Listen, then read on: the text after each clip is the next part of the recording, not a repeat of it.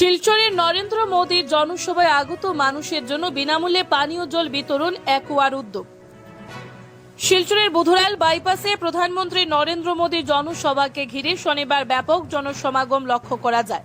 দূর দূরান্ত থেকে বহু মানুষ পদব্রজে এবং বিভিন্ন যানবাহন করে সভাস্থলে উপস্থিত হন। দীর্ঘ পথ অতিক্রম করে আসা মানুষের কথা মাথায় রেখে মানবিক উদ্যোগে এগিয়ে আসে পানীয় জল সংস্থা একোয়া।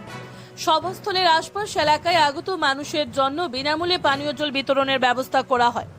একোয়া ডিলারে দুই স্বত্বাধিকারী সুব্রত পাল এবং হিলাল লস্কর প্রধানমন্ত্রীকে স্বাগত জানিয়ে এই পরিষেবা চালু করেন।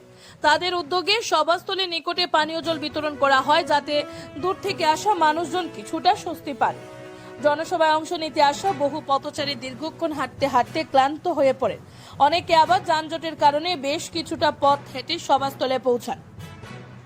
এমন পরিস্থিতিতে বিনামূল্যে পানীয় জল পেয়ে তারা স্বস্তি প্রকাশ করেন এবং উদ্যোগের প্রশংসা করে। উদ্যোক্তাদের পক্ষ থেকে জানানো হয়, মানুষের সুবিধার কথা ভেবেই এই উদ্যোগ নেওয়া হয়েছে। প্রধানমন্ত্রীকে স্বাগত জানানোর পাশাপাশি সাধারণ মানুষের পাশে দাঁড়ানোর লক্ষ্যেই এই ব্যবস্থা করা হয়েছে বলে তারা জানান।